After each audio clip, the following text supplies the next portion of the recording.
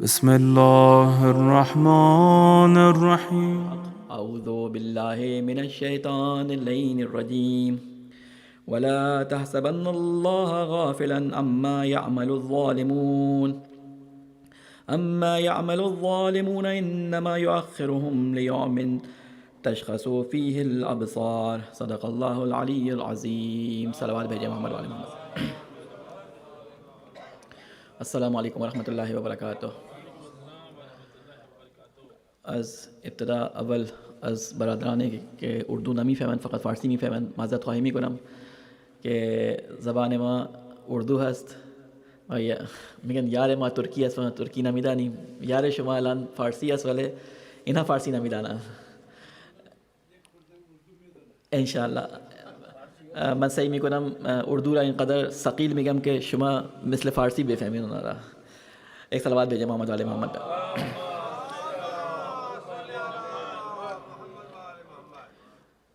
سب سے پہلے آپ تمام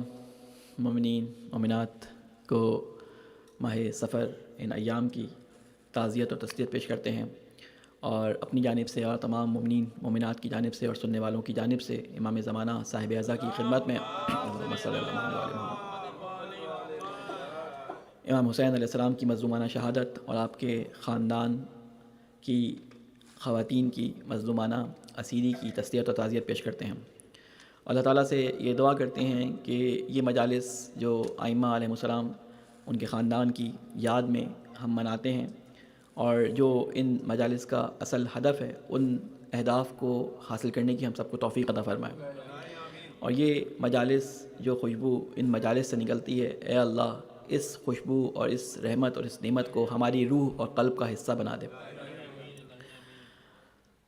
آپ لوگوں کے سامنے کوئی تعارف میرا نیا نہیں ہے، آپ لوگ مجھے بھی جانتے ہیں،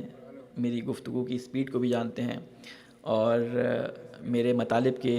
عناوین کو بھی جانتے ہیں. اس لیے بغیر کسی تمہید کے میں اپنی گفتگو کا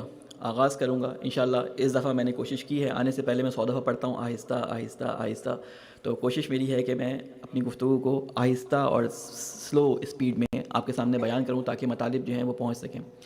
لیکن اس میں اگر مجھے تھوڑی سی دیر ہو جائے تو پھر میں معذرت خواہ ہوں گا، لیکن کوشش میری ہوگی کہ میں 1 گھنٹے کے اندر اندر آپ لوگوں کے سامنے اپنے عرائض جو ہیں پیش کر دوں.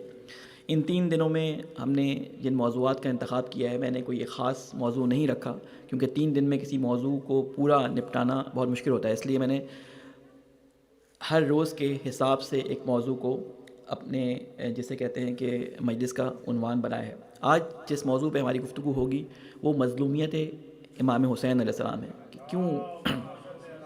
صلی اللہ علیہ محمد وعلی محمد کہ کیوں ائمہ علیہ السلام کو مظلوم رکھا گیا، کیوں ان کی مظلومیت کو اتنا بولڈ کیا گیا، کیوں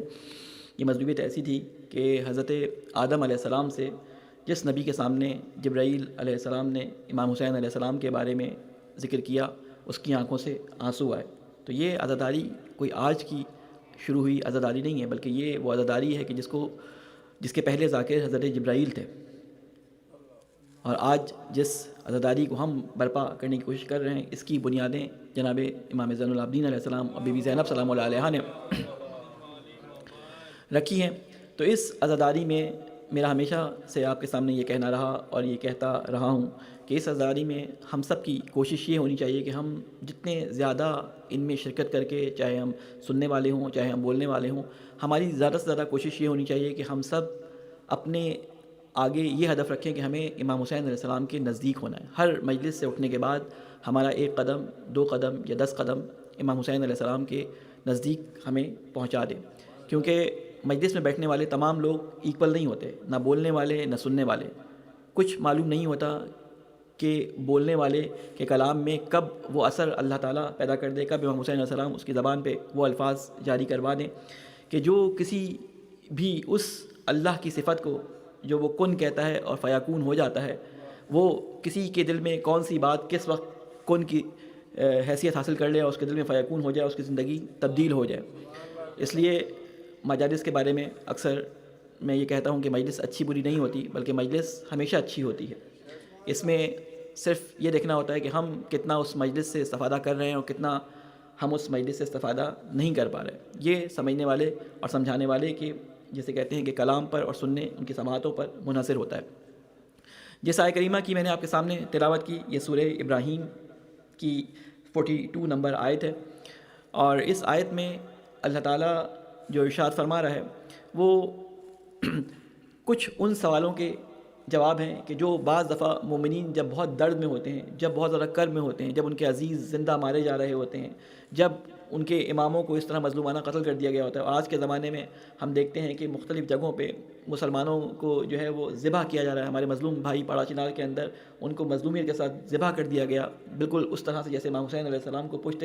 گردن سے ذبح کیا گیا تھا، ہمارے بھائیوں کو اس طرح ذبح کر دیا گیا. تو اس وقت وہ دلوں میں یہ بات خیال پیدا ہو سکتا ہے شیطان کی طرف سے کہ کیا وجہ ہے کہ اللہ تعالیٰ اس ظلم کا بدلہ نہیں دیتا، کیا وجہ ہے کہ اللہ تعالیٰ اس ظلم کا جواب نہیں دیتا. ظلم پہ ظلم بڑھتے جا رہے ہیں لیکن کوئی جواب جو ہے وہ اللہ تعالیٰ کی طرف سے نہیں آ رہا. تو اسی بات کا جواب قرآن مجید ہمیں یہاں پر دے رہا ہے. سورہ ابراہیم کی اس آیت میں اللہ تعالیٰ ارشاد فرما رہا ہے وَلَا تَحْسَبَنَّ اللَّهُ غَافِلًا، کہ اور خبردار خدا کو ظالمین کے اعمال سے غافل نہ سمجھ لینا، خدا کو ظالمین کے افعال سے غافل نہ سمجھ لینا. وہ انہیں اس دن کے لیے مہلت دے رہا ہے کہ جس دن آنکھیں خوف سے پتھرا جائیں گی. یعنی بعض ظلم ایسے ہوتے ہیں کہ دنیا میں اس ظلم کو جسے کہتے ہیں کہ اس کا بدل نہیں دیا جا سکتا. اگر ہٹلر نے ہزاروں لاکھوں آدمیوں کو مار دیا تو ایک پھانسی سے یا ایک دفعہ گولی مارنے سے اس کے جرم کا جبران نہیں ہو سکتا. تو اس کے لیے ہی قیامت ہے. اگر کسی نے کسی کے بھائی کو یا بہن کو یا کسی کو بھی قتل کر دیا تو یہ شخص ایک قتل ہوا، لیکن کوئی اس کو بھائی کے عنوان سے جانتا تھا، کوئی اس کو شوہر کے عنوان سے جانتا تھا، کوئی اس کو باپ کے عنوان سے جانتا تھا. ان تمام لوگوں پہ جو اثرات پڑے ان اثرات کو ایک پھانسی یا ایک عمر قید جبران نہیں کر سکتی. اس لیے اللہ تعالیٰ نے قیامت کا وہ نظام رکھا کہ اگر قیامت کا نظام نہ ہوتا تو کبھی بھی ظالم کو اس کے ظلم کا بدلہ نہ مل پاتا. لہٰذا اللہ تعالیٰ کہہ رہا ہے کہ تم اپنے دلوں میں شیطان کی طرف سے یہ خیال ہرگز بھی نہ آنے دو کہ یہ جو ظلم ہو رہے ہیں اور اللہ انہیں دیکھ رہا ہے، اور ہمارے دلوں پہ جسے کہتے ہیں کہ چھریاں چل رہی ہیں. ادھر فلسطین میں ہمارا ایک بچہ، ہماری ایک بہن، ہمارا ایک بھائی، ہمارا ایک بوڑھا قتل ہوتا ہے، اور ادھر وہ خنجر ہمارے دل پہ، ہماری آنکھ میں وہ تیر کی طرح چبھتا ہے. پاڑا چنار میں، یمن میں ایک ہمارا مومن شیعہ ہو یا کوئی بھی ہو، مسلمان ہو، ایک لا الہ الا اللہ پڑھنے والا مظلومانہ شہید کیا جاتا ہے. ہمارے دل میں تکلیف ہوتی ہے. کیوں تکلیف ہوتی ہے؟ اس لیے کہ ہم مسلمان قوم ہیں، اور رسول خدا صلی اللہ علیہ وسلم نے فرمایا تھا صلی اللہ علیہ وسلم کہ مسلمان ایک جسم کی مانند ہیں. اگر جسم کے ایک عضو میں درد یا تکلیف ہوتی ہے پورا جسم اس تکلیف کو محسوس کرتا ہے. اسی وجہ سے یہ جو ہم اپنے دلوں میں لوگوں کے بارے میں، مظلوموں کے بارے میں ایک کسک رکھتے ہیں کہ کاش ہم ان کے ساتھ ہوتے، ان کی مدد کر پاتے، یہی ایک وہ جذبہ ہے کہ جو اللہ تعالیٰ نے ہر صحیح اور سالم فطرت والے انسان کے اندر رکھا ہے، چاہے وہ مسلمان ہو چاہے وہ مسلمان نہ ہو. انشاءاللہ آج ہماری گفتگو اس موضوع پہ ہوگی کہ یہ مظلومیت کیوں ائمہ علیہ السلام کی رکھی گئی. کسی بھی واقعے کو سمجھنے کے لیے ہمیں اس کے بیک گراؤنڈ سے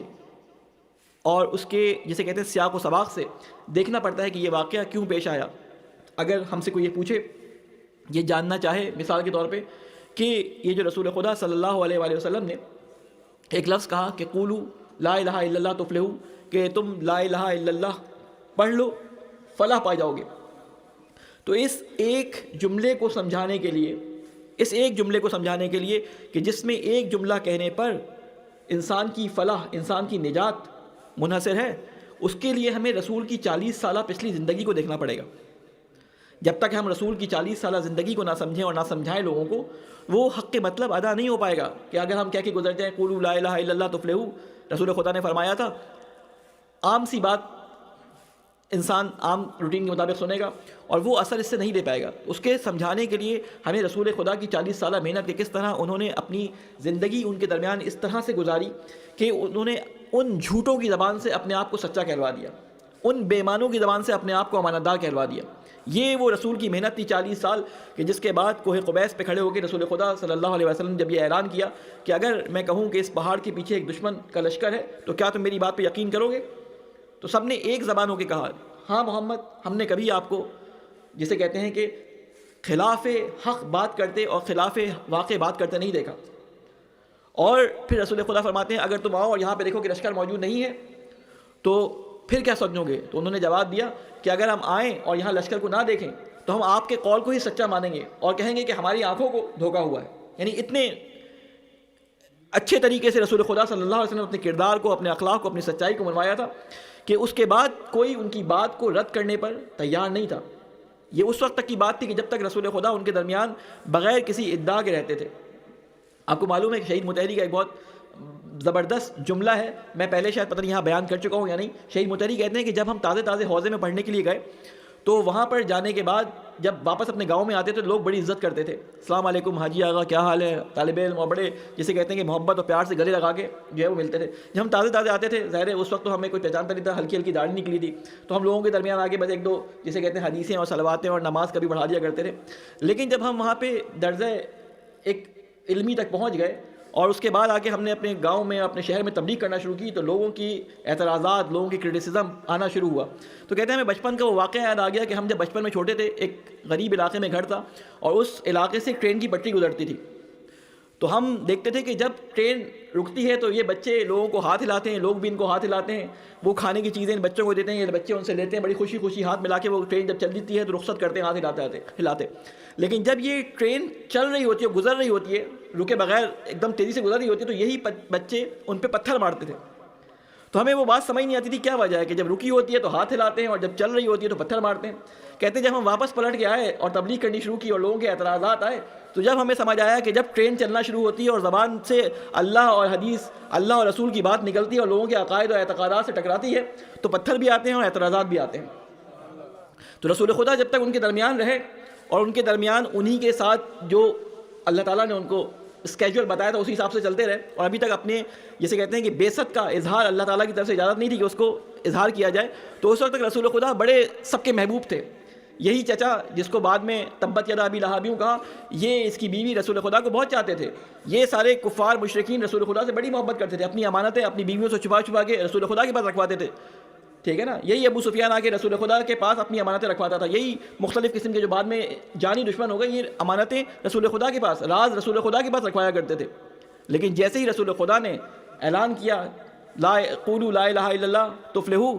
تو اس کے بعد سے ان بڑے بڑے جو عرب کے خدا تھے، اپنے آپ کو سمجھتے تھے، انہوں نے سمجھ لیا اگر یہ کام کر لیا تو پھر تو محمد کے خدا کے آگے جھکنا پڑ جائے گا،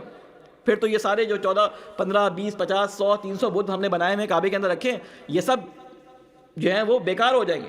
تو یہ رسول خدا صلی اللہ علیہ وسلم کی اس ایک حدیث کو سنانے کے لیے آپ کو رسول خدا صلی اللہ علیہ وسلم کی 40 سالہ محنت کو بیان کرنا پڑتا ہے۔ بالکل اسی طریقے سے اگر کوئی دعوت ذوالعشیرہ کے بارے میں پوچھے، اس کے لیے بھی ہمیں رسول خدا کی محنت بیان کرنی پڑے گی کہ خاندان کے ساتھ کیا ہوا، خاندان کے ساتھ کیسے رہے، اور پھر 3 دن تک خاندان والوں نے کیسے رسول خدا کو بولنے نہ دیا، اور تیسرے دن جا کے پھر وہ سارے واقعات آپ کے ذہن میں ہیں۔ تو یہ دعوت ذوالعشیرہ کو بیان کرنا ہوا یا کوہ ابو قبیس کا واقعہ بیان کرنا ہوا، یہ ایسی سرسری بیان کر کے اس کے حق کو ادا نہیں کیا جا سکتا۔ بالکل اسی طریقے سے ایک صلوات بھیجیں محمد والے محمد پہ۔ میں کچھ مثالیں اس لیے دے رہا ہوں کہ میرے موضوع سے متعلق ہیں، یہ صرف آپ کے ذہن میں اور نوجوانوں کے ذہن میں یہ یادیں تازہ کرنے کے لیے بیان کر رہا ہوں کہ یہ ہم چلتے چڑھتے اور جسے کہتے ہیں سرسری سن کے ہی گزرتے ہیں۔ بعض دفعہ ان پہ ہم لوگ نعرے بھی بہت لگا چکے ہوتے ہیں، سب کچھ کر چکے ہوتے ہیں، لیکن ان کی ڈیپتھ میں نہیں گئے ہوتے۔ غدیر کے بارے میں آپ سمجھ لیں،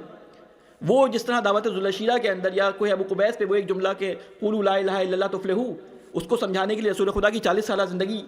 کو سمجھنا ضروری تھا، بالکل اسی طرح غدیر میں اس جملے کو سمجھانے کے لیے جو رسول خدا نے غدیر کے ممبر پہ بیان کیا، اس کے لیے رسول خدا کی 23 سالہ مشقت کو، رسول خدا کے اوپر 23 سالہ برسنے والے پتھروں کو، اس کے لیے رسول خدا کے اصحاب کے پیٹوں میں نیزے گھونپنے کو، اس کے لیے رسول خدا کے اصحاب کو ایک شہر سے دوسرے شہر، دوسرے ملک ہجرت کرنے کو، سب کو بیان کرنا پڑے گا، تب جا کے سمجھ آئے گا کہ رسول خدا صلی اللہ علیہ وسلم نے کتنی محنت کی ایک جملے کو پہنچانے کے لیے۔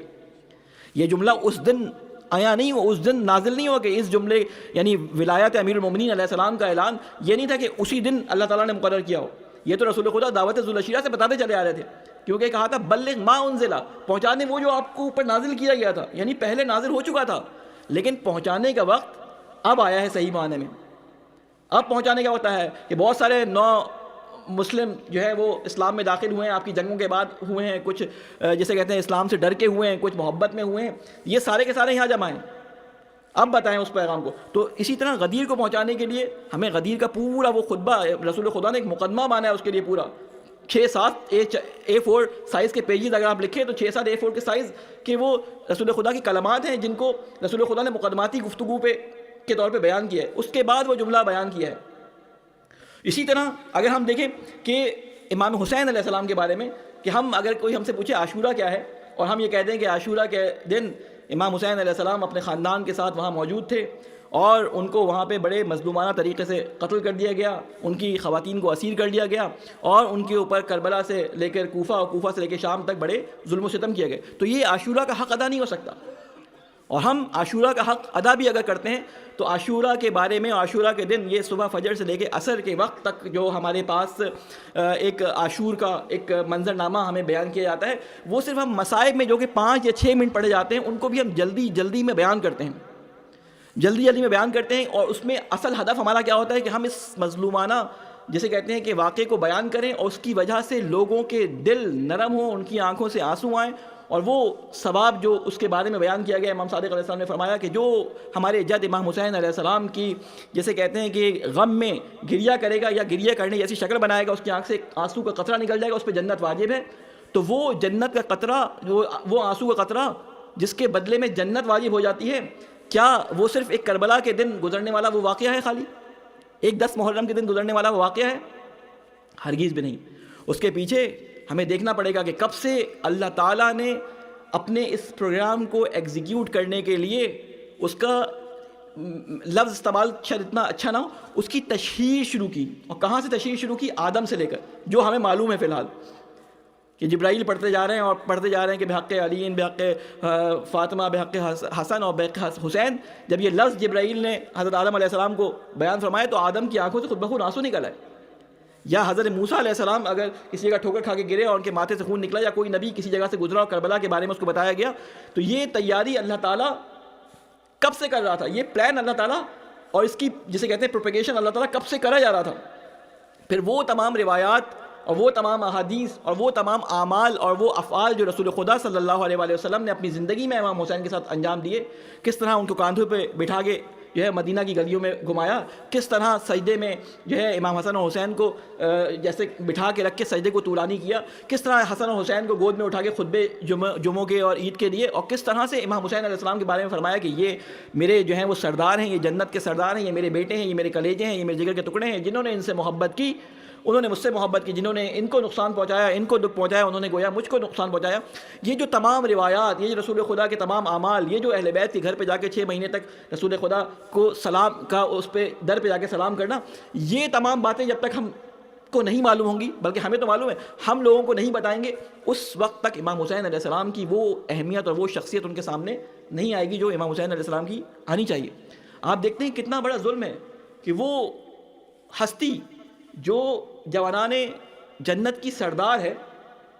امام حسین علیہ السلام، آپ سوچیں کہ بنی امیہ نے کیا ظلم کیا کہ ٹوٹل 20 حدیثیں یا جو صحیح حدیثیں 20 حدیثیں اہل سنت کے منابع میں صرف امام حسین سے آئی ہیں، اور اگر ساری ملا کے رکھیں جس میں جعلی، ضعیف اور مختلف جو امام حسین سے منسوب کی گئی ہیں وہ شاید 200 تک پہنچ جائیں، لیکن صحیح و سند جو روایات ہیں یہ ایسے ہی تو نہیں ہو گیا۔ وہ امام حسین علیہ السلام جن کے بارے میں رسول خدا نے کیا کیا باتیں بیان فرمائی تھی، اس سے صرف 20، یا ہمارے ہاں اہل تشیع کے ہاں بھی حدیثیں تو امام حسین سے بہت ساری ہیں، لیکن ہمیں ممبروں سے امام حسین علیہ السلام کے 1 یا 2 جملات ہی سنائے جاتے ہیں، یعنی پورا امام حسین کا ذکر ہو جائے گا بغیر امام حسین کا ایک قول بتائے ہوئے، پورا عشرہ گزر جائے گا، پوری جسے کہتے ہیں محرم، صفر اور ربیع الاول کے ابتدائی ایام کی مجالس گزر جائیں گی، لیکن امام حسین علیہ السلام کا ایک خطبہ ہمیں سنایا نہیں جائے گا۔ یعنی حسین کو ہم کوشش کرتے ہیں امام حسین علیہ السلام کو اپنے الفاظ میں سمجھانے کی کوشش کریں، کسی کو سمجھنے کے لیے آپ کو اس کے اپنے کلام کو سمجھنا پڑتا ہے، اس کے اپنے کلام کو سننا پڑتا ہے، تب آپ کو سمجھ آتا ہے وہ شخصیت کیا کہہ رہی ہے۔ آپ کسی کے میرے بارے میں بتاتے جائیں وہ بڑے علامہ ہیں، بڑے یوں ہیں، بڑے منہ ہیں، یہاں کہ میرے منہ سے آواز ہی نہ نکلے، کہیں یہ کیسے علامہ، ان کی منہ سے آواز ہی نہیں نکلتی، یہ کیسے علامہ، ان کو تو بولنا نہیں آتا، یہ کیسے علامہ، ان کی اسپیڈ اتنی تیز ہے۔ تو بولنے والا اور سننے والا، ٹھیک ہے، وہ ڈیپینڈ کر رہا ہوتا ہے اس شخص پہ، 3rd پرسن پہ، جو ایک دوسرے کو انٹروڈیوس کروا رہے ہوتے ہیں۔ اگر میرے سننے کی وجہ سے مجھے کوئی پہچانے تو وہ کہہ سکتا ہے ٹھیک ہے میں نے ان کو کئی دفعہ سنا ہے، میں پہچانتا ہوں ان کو، لیکن اگر کوئی اور میرا تعارف کرائے تو وہ کسی اور طریقے سے پہچان رہے گا، اور جب مجھے دیکھے گا بیچارے کو مایوسی ہوگی۔ تو اس لیے کوشش یہ کرنی چاہیے کہ امام حسین علیہ السلام ہو، امام علی علیہ السلام ہو، رسول خدا صلی اللہ علیہ وسلم ہو، ان کو ان کے کلام کے ذریعے پہچاننے کی کوشش کریں،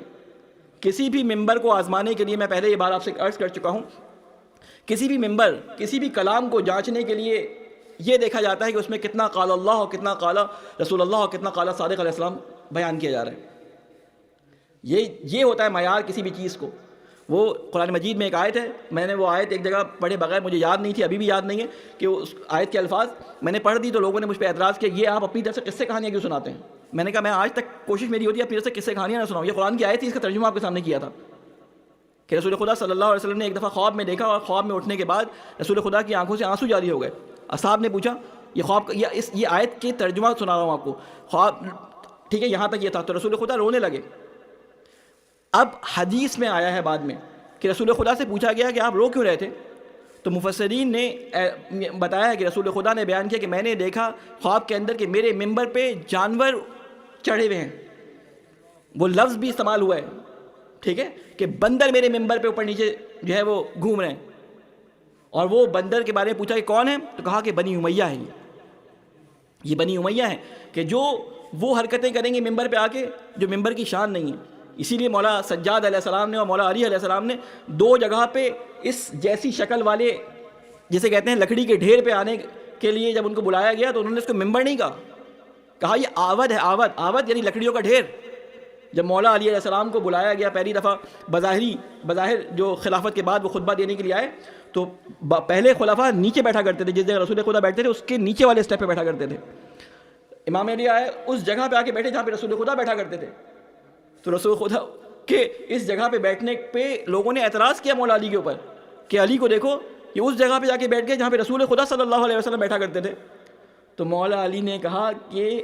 پھر وہ ساری باتیں کہ میں تو وہ ہوں دوش نبوت کا سوال، لیکن سوال کیا کہ ممبر اس وقت ممبر ہوتا ہے جب اس کی جگہ پہ رسول کا صحیح جانشین آ کے بیٹھے،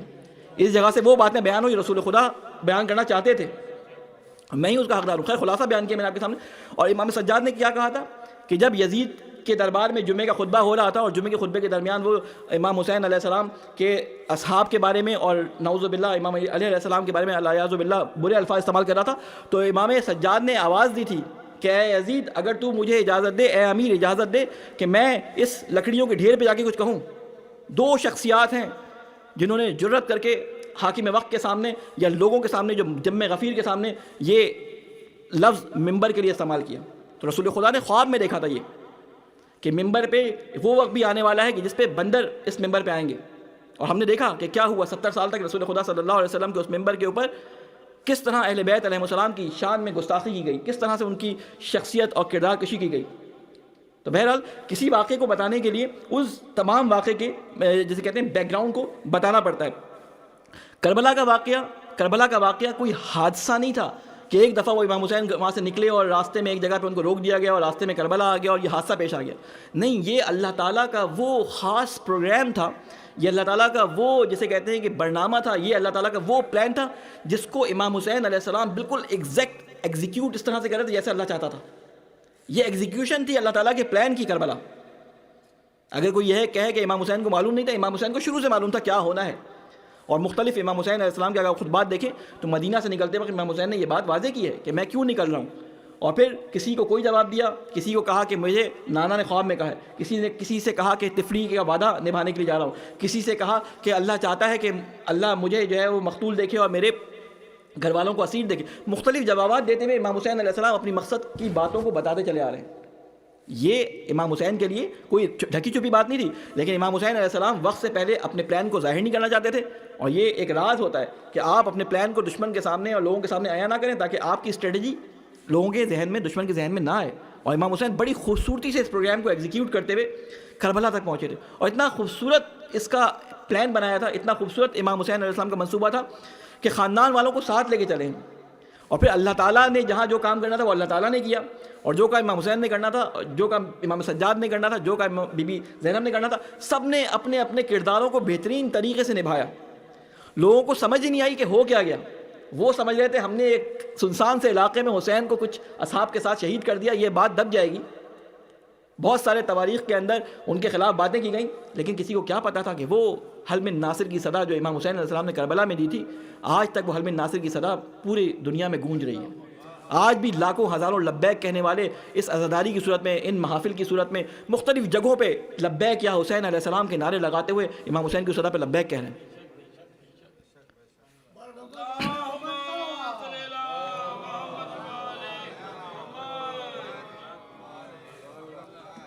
تو اسی لیے اگر اس ایک آنسو کی بنیاد پر جنت دی گئی ہے تو اس کا مطلب ہے کہ ڈیل بہت بڑی ہے۔ کبھی بھی جزا یا سزا عمل کے مطابق کم یا زیادہ نہیں ہوتی، یہ قانون فطرت کے، قانون خداوندی کے خلاف ہے، ہم اس کو جج نہیں کر سکتے۔ اللہ تعالیٰ کے نزدیک وہ قانون معین ہے کہ اگر کسی سزا پر، اگر کسی کام پر بہت بڑی سزا یا کسی کام پر بہت بڑی جزا ہے تو اس کا مطلب ہے وہ کام بہت امپورٹنٹ ہوگا، اس کی نتیجے میں ہمارے اوپر بہت ساری ذمہ داریاں آ رہی ہوں گی جو اتنا بڑا انعام دیا جا رہا ہے۔ یعنی وہ آنسو جو ایک آنکھ سے نکلتا ہے اور اس کے نکلنے کے بعد جنت واجب ہو جاتی ہے، وہ کون سا آنسو ہے؟ اس کے بارے میں روایات، ائمہ علیہ السلام کا کردار، بی بی زینب کی تقاریر، علماء علیہ السلام کا اس طرف متوجہ کرنا سب آیا ہے۔ بعض دفعہ ہوتا یہ ہے کہ ہمیں قرآن مجید کے اندر یا احادیث کے اندر آئے ہوئے وہ انعامات یاد رہ جاتے ہیں، لیکن جس شرط کی بنا پر وہ انعام ملنے ہوتے ہیں وہ شرطیں بھول جاتی ہیں۔ میں نے آپ کو ہر سال شاید یہ حدیث سنائی اور پھر سنا رہا ہوں، اس سال ہر سال سناتا ہوں، اس سال پھر سنا رہا ہوں۔ آپ کے مولانا ریپیٹ بہت کرتے ہیں، ریپیٹ اس لیے کر رہا ہوں، اللہ تعالیٰ نے یہ طریقہ استعمال کیا ہے ریپیٹ کرنے کا بار بار، کہ اللہ تعالیٰ کے رسول نے یہ فرمایا کہ دیکھو اے مسلمان میری امت کے لوگوں، تمہارے اوپر بالکل اسی طرح حالات گزرے تھے جیسے کہ مجھ سے پہلے بنی اسرائیل پہ، موسیٰ کی قوم پہ گزرے تھے۔ اگر ان کا کوئی شخص، انہوں نے جو کام انجام دیا تھا وہ میری قوم کے افراد بھی انجام دیں گے۔ اگر ان کا کوئی شخص کسی جانور کے پیچھے، گو کا نام دیا تھا، گو ایک جانور ہوتا ہے، اردو آپ نے سنا ہوگا جو پرانے جاننے والے، وہ اگر اپنے بل میں گیا ہے اور کوئی بنی اسرائیل کا شخص اس جانور کے پیچھے اس سوراخ میں گیا ہے تو میرے قوم میں سے بھی لوگ اس طرح کی حرکتیں کریں گے۔ ان کے درمیان اس طرح مشابہت ہے، بعض علماء اس کی مثال دیتے ہیں کہ جیسے ایک جوتے کے جوڑے کو دوسرے جوتے کے جوڑے کے ساتھ ہوتی ہے، ایک پیر کو دوسرے پیر کے جوڑے کے ساتھ مشابہت ہوتی ہے، اس طرح مشابہت ہے اس قوم میں اور اس قوم میں۔ تو اسی لیے بنی اسرائیل کے قصوں سے قرآن بھرا پڑا ہے، اسی لیے احادیث کے اندر حضرت موسیٰ اور ان کی قوم کے قصے بہت بیان کیے گئے، اس لیے کہ دیکھو انہوں نے کیا کیا تھا، اگر تم وہ کرو گے تو وہی ہوگا۔ ان کو اللہ تعالیٰ نے کتنا فخر اور کتنی نعمت اور کتنی عزت دی تھی کہ ان کو کہا تھا کہ تم میرے پسندیدہ بندے ہو اگر تم یہ کام کرو، اگر تم اپنے نبی کا ساتھ دو، اگر تم اپنے نبی کے ساتھ لڑنے کے لیے جاؤ، اگر تم اپنے نبی کے باتوں کی اطاعت کرو، اس کے عمل کے مطابق یا اس کے حکم کے مطابق کھڑے ہو، اس کے حکم کے مطابق بیٹھو، تو تمہارے لیے جزا یہ ہے کہ تم جنت کے ہاں میرے انبیاء علیہ السلام کے جسے کہتے ہیں ہم نشست ہوگے۔ یہ ان کو انعام یاد رہ گیا اور پہلی بات یاد رہ گئی، ساری شرطیں بیچ سے بھول گئی۔ پوری مسلمان قوم میں بھی یہی حال ہے، ہمیں پہلی بات یاد رہ گئی کہ تمہیں ایک آنسو میں جنت ملنے والی ہے، یہ کرو گے تو وہ یہ کرو گے، بھول گئے، ہمیں جنت یاد رہ گئی۔ دیکھیں تاریخ کو تطبیق کرتے رہنا چاہیے۔ تو بہرحال یہ شرائط اور یہ جسے کہتے ہیں وظائف جو ہمارے اوپر کربلا کی وجہ سے آتے ہیں، ان کو ہمیں دیکھنا پڑے گا کہ یہ وظائف اور ہمارے جو جسے کہتے ہیں کہ فریضہ ہمارے اوپر کیا بنتا ہے، ہماری گردن کے اوپر اس مجلس میں آنے کے بعد کیا فریضہ بنتا ہے۔ خالی یہ کہہ دینے سے کہ میں مولا علی سے محبت کرتا ہوں، میں امام حسین سے محبت کرتا ہوں، کیا ہم بخشے جائیں گے؟ میں نے یہ حدیث سینکڑوں دفعہ مختلف ممبروں سے اور مختلف اسٹیجوں سے یہ سنائی ہے، انشاءاللہ آخری دن آپ کو وہ والی حدیث سنا بھی دوں گا، دوبارہ یہاں سنا چکا ہوں شاید لیکن دوبارہ سنا دوں گا ذہنوں کو تازہ کرنے کے لیے۔ تو یہ اللہ تعالیٰ ہر چیز کا حساب و کتاب لکھ رہا ہے۔ اللہ تعالیٰ نے کہا کہ تم اس بات سے پریشان نہ ہو کہ یہ ظالم کیوں آزاد پھر رہے ہیں، اس کا ان تمام کا حساب کتاب میں نے رکھا ہے۔ اور ظالم صرف وہ نہیں ہے جس نے امام حسین علیہ السلام پہ ظلم کیا۔ ہم کسی بھی واقعے کو جو ائمہ علیہ السلام کی زندگی میں گزرا ہو یا رسول خدا صلی اللہ علیہ وسلم کی زندگی میں گزرا ہو یا حضرت ابراہیم علیہ السلام کی زندگی میں گزرا ہو، صرف اس زمانے میں محدود نہیں کر سکتے۔ ان کا یہ کلام اس زمانے میں بھی بلکہ آئندہ آنے والے تمام زمانوں میں ایگزیکیوٹ ہوتا ہے اور تمام زمانوں میں اثر رکھتا ہے۔ یہ جو امام حسین علیہ السلام کا قیام تھا کربلا کے میدان کے اندر، وہ صرف کربلا کی حدود تک نہیں تھا، یا امام حسین کے جو جملات تھے حل من ناصر ینصرنا کے، یا ان کو دعوت دینا تھا، یہ صرف کربلا تک محدود نہیں تھا، بلکہ وہ جملات آج ہمارے لیے بھی ہیں، آج وہ جملات ہمارے لیے بھی ہیں، رسول خدا کی وہ احادیث ہمارے لیے بھی موجود ہیں۔ تو ہمیں دیکھنا ہوگا کہ ہم اپنے وظیفے کو کس انداز سے اور کس طریقے سے بیان کرتے ہیں۔ امام صادق علیہ السلام فرماتے ہیں، جو روایت میں نے آپ کے سامنے بیان کی، کہ اگر کسی کی آنکھ سے مکھی کے پر کے برابر بھی آنسو نکل آئے غم امام حسین علیہ السلام کے لیے تو اس کی شفاعت ہمارے اوپر ہے. یا دوسرے جگہ پہ یہ بھی ملتا ہے کہ وہ اس پہ جنت واجب ہے. تو یہ جنت، یہ مقام اہل بیت کی مظلومیت کی وجہ سے کیوں رکھا گیا؟ سوال یہ پیدا ہوتا ہے، یہ لفظ مظلومیت مظلومیت مظلومیت ہم سنتے آ رہے ہیں، کیا یہ مظلومیت اس مظلومیت کی طرح ہے جیسے ہم مظلوم ہوتے ہیں؟ مثال کے طور پہ ہم جا رہے ہیں کراچی کی سڑکوں پہ، جو کراچی جاتے ہیں یا کراچی میں رہ چکے ہیں یا پاکستان میں جو حالات ہیں، ہم جا رہے ہیں، ہماری کنپٹی میں کسی نے پستول رکھی، ہمارے بٹوا بھی لے لیا، ہمارا موبائل بھی لے لیا، ہم کچھ نہیں کر سکتے، وہ لے کے چلا گیا، ہم مجبور ہیں. کیا اسی طرح مجبور ہیں یہ رسول خدا اللہ تعالیٰ کے رسول اور یہ ائمہ علیہ السلام اسی طرح مجبور ہیں؟ ہرگز بھی ایسا نہیں ہے. اگر ہم زندگی ان کی دیکھیں تو ہمیں نظر آ جائے گا، ایک نہیں، ہم حضرت ابراہیم سے لے کے چلنا شروع کریں تو ہمیں نظر آ جائے گا کہ یہ مجبور نہیں تھے، یہ مظلوم تھے. یہ اللہ تعالیٰ کے پلانز میں سے ایک پلان ہوتا ہے کہ اللہ نے انسان کی فطرت میں ظلم سے نفرت اور مظلوم سے محبت رکھی ہے. اس لیے وہ اپنی ہستیوں کو، برگزیدہ ہستیوں کو، پسندیدہ ہستیوں کو چاہتا ہے کہ مظلومیت کی وجہ سے لوگوں کے دلوں میں ہمیشہ زندہ رہیں. ائمہ علیہ السلام کی زندگی میں اگر آپ دیکھیں تو امام حسین مجبور نہیں تھے. کربلا میں جب یہ عاشور کا منظر نامہ چل رہا تھا اور تمام لوگ شہداء شہید ہو چکے تھے تو امام حسین علیہ السلام کے پاس یہ آواز آئی کہ حسین اگر آپ چاہیں تو فرشتے آگ کے جسے کہتے ہیں گرز لیے تیار کھڑے، ان فساق اور فجار کو ابھی ہم نیست و نابود اور جلا کے راکھ کر دیں. لیکن مولا حسین نے کیا جواب دیا تھا کہ نہیں، میں اپنے طفلی کے وعدے پر اسی طرح قائم ہوں. نہیں، میں اسی طرح جس طرح سے پروگرام مجھے بچپن سے اللہ تعالیٰ نے اور میرے نانا رسول خدا نے بیان کیا ہے، میں جو وعدے کر کے آیا ہوں، جن چیزوں پہ میں نے اپنے سائن اور دستخط کیے ہیں، جن وعدوں کے اوپر، ان کو میں پورا کروں گا. امام حسین علیہ السلام نے اپنے وعدوں کو پورا کیا. یہ مجبور نہیں تھے، یہ کر سکتے تھے لیکن انہوں نے کیا نہیں. ہم اگر ذرا تھوڑا سا پیچھے آنا شروع کریں امام حسین علیہ السلام سے تو ہم دیکھتے ہیں کہ امام حسین نے تو چلو کربلا میں بہت سارے اختیارات استعمال نہیں کیے. آپ آئیں امام حسین علیہ السلام سے پہلے اگر آپ دیکھیں رسول خدا کے زمانے میں طائف کے اندر جب رسول خدا صلی اللہ علیہ وسلم پہ پتھر مارے گئے، رسول خدا کے جوتے خون میں جسے کہتے ہیں بھر گئے، حضرت جبرائیل اس فرشتے کو جو پہاڑوں پہ معمور ہے اس کو لے کے آ گئے اور کہا رسول خدا اگر آپ چاہیں تو یہ فرشتہ ابھی اس پہاڑ کو ان طائف والوں کے اوپر الٹ دے، ان کو ابھی یہیں تباہ کر دے، مسمار کر دے، ان کی ہستی نیست و نابود کر دے. تو رسول خدا نے کہا، اختیار تھا رسول خدا کے پاس، لیکن رسول خدا نے اس اختیار کو استعمال نہیں کیا. کہا نہیں، میں ان کی ہدایت چاہتا ہوں، شاید ان کی نسل میں سے کوئی آگے اسلام کا جسے کہتے ہیں چاہنے والا، یا ان میں سے کوئی اسلام کا چاہنے والا نکالا ہے.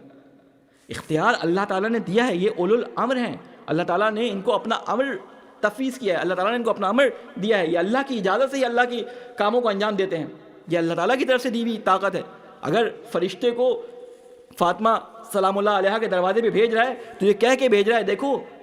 ان کی اجازت کے بغیر چادر میں داخل نہیں ہونا. جبرائیل جو کہیں جانے کے لیے اجازت کا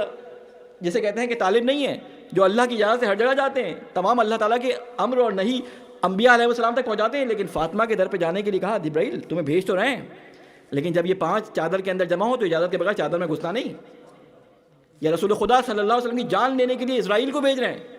تو کہہ کے بھیج رہے ہیں جا تو رہے ہو لیکن فاطمہ کی اجازت کے بغیر گھر میں داخل نہیں ہونا. یہ اختیارات ان کے ہاتھ میں دیے.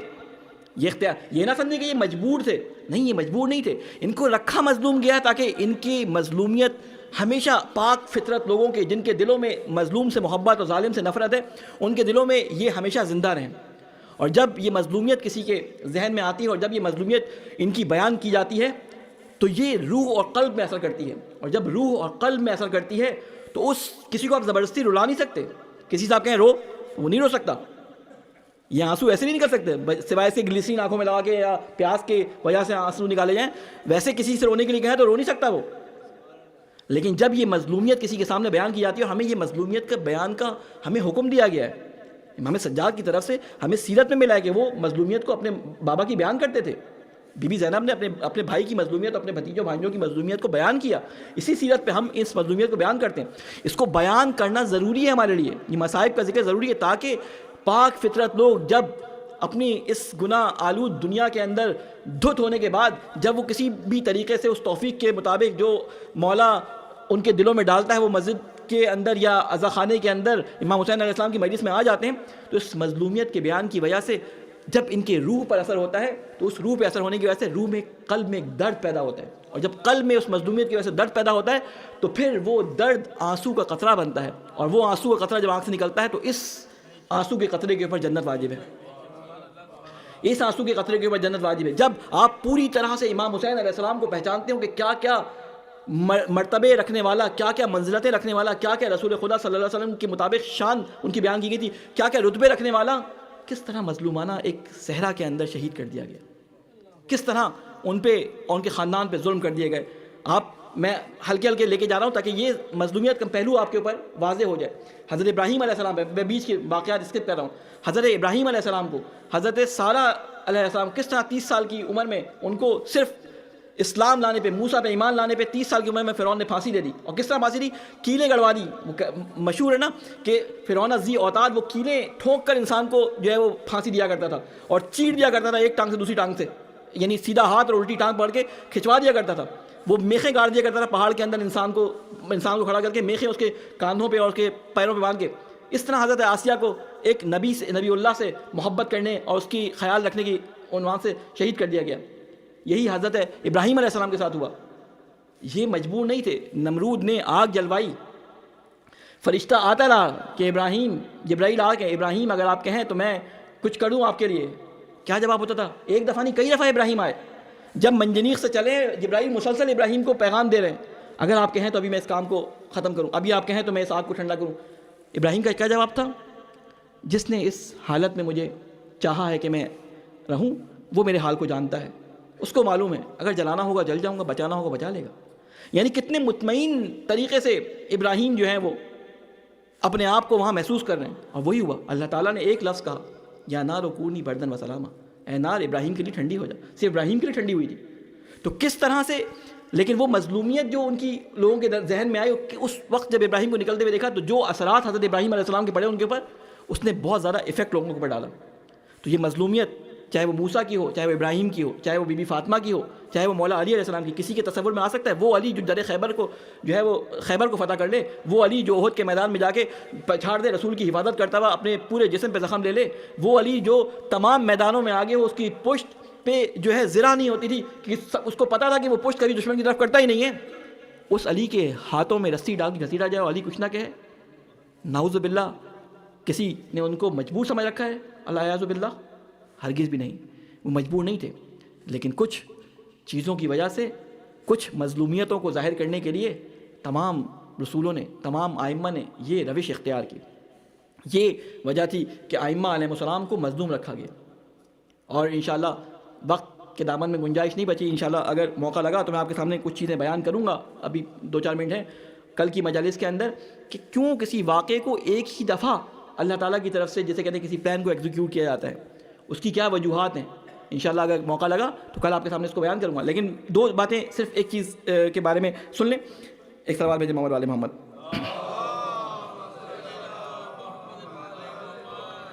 ایک اور سوال بھیجیں محمد والے محمد۔ امام جواد علیہ السلام کی ایک حدیث آپ کے سامنے بیان کروں اور اپنی گفتگو کو انشاءاللہ اختتام کی طرف لے کے جاؤں، کہ امام جواد علیہ السلام فرماتے ہیں کہ جب پروردگار اپنے کسی امر کو جاری کرنا چاہتا ہے تو لوگوں سے ان کی عقل سلب کر لیتا ہے، اور امر کی انجام دہی کے بعد ان کی عقلوں کو پلٹا دیتا ہے۔ یہ عربی میں حدیث اگر آپ اس کو دیکھیں تو اس کے کئی شرحیں لوگوں نے اس کے اوپر لکھی ہیں۔ کیا مطلب ہے؟ کہ اللہ تعالیٰ بعض دفعہ بعض کام کرواتے وقت جو عقلوں کو دنگ، یہ معجزے کیسے ہوتے ہیں؟ عقل دنگ ہو جاتی ہے،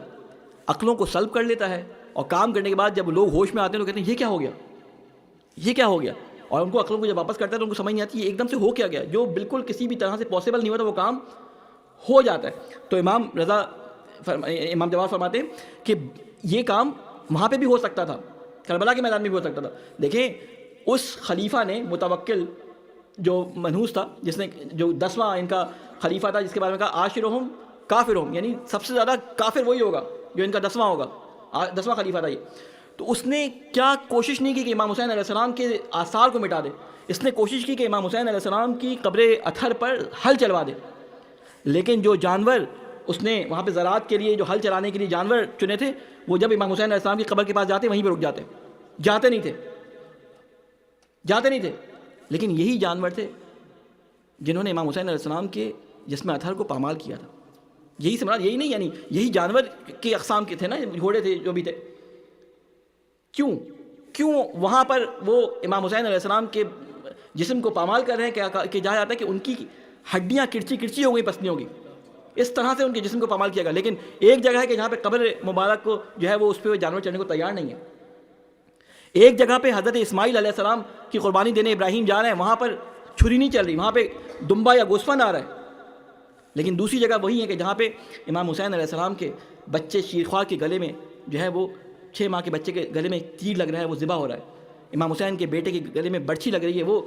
جو ہے وہ شہادت پا رہا ہے. بھائی کے بازو کٹ رہے ہیں، خود امام حسین علیہ السلام کو ذبح کیا جا رہا ہے، لیکن وہاں پہ چھری پہ اثر نہیں ہو رہا. کیا وجوہات ہیں؟ کبھی ان وجوہات پہ سوچا کریں. جو علماء اس کے بارے میں بیان کرتے ہیں کہ وہ جگہ کہ جہاں پر کوئی یاور و مددگار اس نبی امام وسیع کا نہ ہو، وہاں پہ اللہ تعالیٰ معجزات دکھاتا ہے. لیکن وہاں پہ جہاں پر بہت سارے اپنی محبت کا ادعا کرنے والے موجود ہوں کہ ہم یوں کر دیں گے، یا لیتنی کنت معکم، یا اگر ہم آپ کے ساتھ ہوتے تو یوں کرتے، وہاں پہ اللہ تعالیٰ معجزات نہیں دکھایا کرتا. وہاں پہ پھر اس قوم کی آزمائش ہوتی ہے اس نبی کی شہادت یا اس امام کی شہادت کی وجہ سے. وہاں پہ اس قوم کو آزمایا جا رہا ہوتا ہے کہ یہ جو تمہارے سامنے کام ہو رہا ہے، تمہاری کیا ذمہ داری تھی، تم نے اس کے اندر اپنا کیا کردار کیا. تم نے اس چڑیا کی طرح جو ابراہیم کی آگ بجھانے کے لیے اپنی چونچ میں پانی لے کے جاتی تھی، اور کسی نے سوال کیا کہ کیوں لے کے جاتی ہے، پتہ نہیں واقعہ سچ ہے یا نہیں سے، لیکن یہ حکایت ہے. تو کسی اس کا جواب یہ تھا کہ جو میری اوقات ہے، جو میری بساط ہے، میں اپنے بساط کے مطابق کام کروں گی. یہ اللہ تعالیٰ کا کام ہے کہ وہ میری شخصیت اور میری حیت اور میری ہیبت اور میری جسے کہتے ہیں کہ شاکلے کو دیکھتے ہوئے میرا اجر اور میرا جو ہے وہ کام اپنی بارگاہ میں قبول کرے. ہمارے اختیار میں، ہر شخص کے اختیار میں جو جتنا با اختیار ہے، اتنا ہی اس کے اوپر ذمہ داری کا بوجھ ہے. جس کا اختیار کم ہے اس کی ذمہ داری کا بوجھ بھی کم ہے. انشاءاللہ اللہ تعالیٰ سے ہم یہ دعا کرتے ہیں کہ ان تمام چیزوں کو اپنے ذہنوں میں رکھتے ہوئے یہ سوچیں کہ امام حسین علیہ السلام یا امام زمانہ علیہ السلام جو آج کل ہماری نظروں سے غائب ہیں، کیا وہ کوئی معجزہ نہیں دکھا سکتے کہ معجزہ دکھائیں اور یہ سارے کے سارے ظلم ختم ہو جائیں اور یہ ساری دنیا ایمان لے آئے؟ ہرگز بھی نہیں. اگر یہ معجزہ دکھانا ہوتا تو رسول خدا کے زمانے میں یہ معجزہ دکھا دیتا اللہ تعالیٰ. اللہ تعالیٰ نے قرآن مجید میں فرما دیا، اے رسول آپ ان کے لیے ہلکان نہ ہو، اپنے آپ کو ہلاکت میں نہ ڈالیں. اگر ان کو مسلمان کرنا، ایماندار بنانا ہوتا تو ہم ایسے ان کو نشانیاں دکھاتے کہ یہ مسلمان ہی پیدا ہوتے، مسلمان ہو جاتے. لیکن ہم نے ان کو اختیار دیا تاکہ یہ اپنے اختیار سے تمام چیزوں کو آزمائیں، تمام چیزوں کو پہچانیں. لہٰذا ان مجالس کو بڑی نعمت جانیں کہ جن مجالس میں ہمیں ذکر حسین پڑھ کے سنایا جاتا ہے. یہ اس لیے پڑھ کے سنایا جاتا ہے کہ تاکہ امام حسین علیہ السلام کے مقصد سے آگاہ ہو جائے. آج کل اس کو نقصان پہنچانے کے لیے مختلف طریقوں سے بہت کوششیں ہو رہی ہیں. کچھ ہماری صف کے لوگ، کچھ سامعین کی صف کے لوگ، کچھ برگزار کرنے والے مجلس کے، ان کی طرف سے، تمام گروہوں کی طرف سے کچھ نہ کچھ امام حسین علیہ السلام، ان کے ہدف کے بارے میں مختلف قسم کی باتیں آ رہی ہیں. لوگ سوال کرتے ہیں کہ وہ عالم آتا ہے وہ کچھ بولتا ہے، ایک عالم آتا ہے وہ کچھ بولتا ہے، ہم کیسے پہچانیں؟ اسی ممبر سے آ کے کوئی اس طرح کی بات کرتا ہے، ہم کہتے ہیں یہ صحیح ہے. اسی ممبر سے آ کے کوئی اس کے مخالف بات کرتا ہے، ہم کہتے ہیں یہ بھی صحیح ہے. تیسرا آگے ایک تیسری بات کرتا ہے، ہم کہتے ہیں یہ بھی صحیح ہے. تو ہم پہچانے کیسے؟ تو اللہ تعالیٰ نے معیار دے دیا تھا، رسول خدا نے معیار دے دیا تھا کہ تمہارے درمیان 2 چیزیں چھوڑے جا رہا ہوں، ایک اللہ کی کتاب اور ایک اہل بیت میری عطرت. اگر ان کا دامن پکڑ کے رکھو گے تو کبھی منحرف نہیں ہوگے، کیونکہ یہ کبھی ایک دوسرے سے جدا نہیں ہوتے. یہ بعض لوگ سوال کرتے ہیں کہ ہم امام زمانہ سے کیسے ملاقات کریں، کہاں امام زمانہ کو ڈھونڈیں؟ اسی حدیث ثقلین پہ اگر غور کریں تو اگر امام زمانہ کو ڈھونڈنا ہے تو زیادہ سے زیادہ قرآن کے نزدیک رہے، کیونکہ رسول خدا نے فرمایا تھا. یہاں کا بہجت نے کسی کو جواب دیا تھا، رسول خدا نے فرمایا تھا کہ قرآن سے کبھی اہل بیت جدا نہیں ہوتے. اگر ہمارا انس، ہماری رغبت، ہماری محبت قرآن کے ساتھ ہوگی اور ہم قرآن کے ساتھ چپٹے ہوئے ہوں گے تو یقین کریں کہ اہل بیت بھی ہمارے اطراف میں کہیں نہ کہیں موجود ہوں گے. اور وہ نورانیت جو اہل بیت کی اور قرآن کی ہے وہ یقیناً ہماری روحوں پہ اثر انداز ہوگی. بہرحال یہ ماہ عزا کے دن جو گزر رہے ہیں، مولا امام رضا علیہ السلام کے بارے میں ہمیں ملتا ہے. ایک طلبات میں جمع والے محمد